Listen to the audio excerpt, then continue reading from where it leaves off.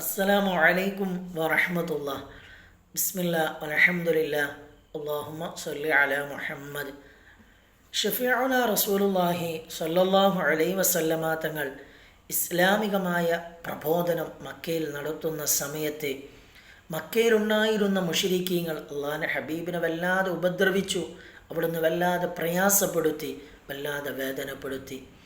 ആ സമയത്ത് ഷഫീഉന റസൂലുള്ളാഹി സ്വല്ലല്ലാഹു അലൈഹി വസല്ലമ തങ്ങൾ തൻ്റെ ഉമ്മയുടെ നാട്ടുകാർ എനിക്ക് സംരക്ഷണം ഒരുക്കുമല്ലോ, അവരെന്നെ സമാധാനപ്പെടുത്തുമല്ലോ, അവരെന്നെ വിശ്വസിക്കുമല്ലോ എന്ന് കരുതിക്കൊണ്ട് അള്ളാഹിൻ്റെ ഹബീബ് ഉമ്മയുടെ നാടായ ത്വായിഫിലേക്ക് കടന്നു ചെല്ലുന്നുണ്ട്.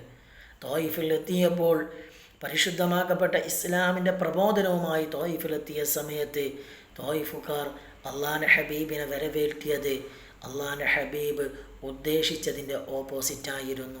അള്ളാഹിൻ്റെ ഹബീബിനെ അവർ വരവേറ്റിരുന്നത് തെറികൾ കൊണ്ടും അതുപോലെ തന്നെ കുട്ടികളെ കൊണ്ട് കല്ലെറിഞ്ഞുകൊണ്ടുമായിരുന്നു. എത്രത്തോളം എന്ന് വെച്ചാൽ അള്ളാഹിൻ്റെ ഹബീബിനെ കല്ലെറിഞ്ഞുകൊണ്ട് അവിടുത്തെ ഷറഫാക്കപ്പെട്ട കാലിൽ മുറിവ് പറ്റി, അവിടുന്ന് രക്തം ഒലിച്ചു.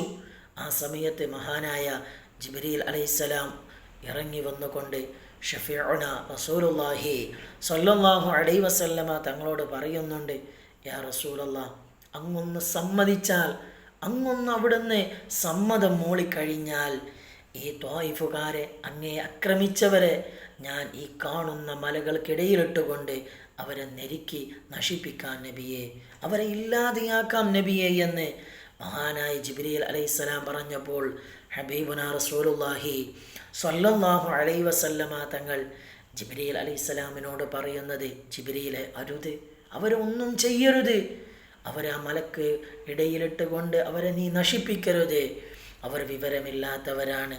അവരിൽ നിന്ന് പിൽക്കാലത്ത് ആരെങ്കിലും പരിശുദ്ധമാക്കപ്പെട്ട ദീനിലേക്ക് കടന്നു വരികയാണെങ്കിൽ അതാണ് നമുക്ക് ഏറ്റവും ഉത്തമം എന്നാണ് ജിബ്രീൽ അലൈഹിസ്സലാമിനോട് അവിടെ നിന്ന് പറഞ്ഞത്. തന്നെ ആക്രമിച്ച, തന്നെ വേദനപ്പെടുത്തിയ ആളുകൾക്ക് പോലും അവിടുന്ന് പുറത്തു കൊടുക്കുകയാണ്, അവിടുന്ന് അവരോട് കാരുണ്യം കാണിക്കുകയാണ് അള്ളാഹുവിൻ്റെ ഹബീബ് ചെയ്തിട്ടുള്ളത്. ഈ ഒരു മാതൃകയാണ് നാമും പിൻപറ്റേണ്ടത്.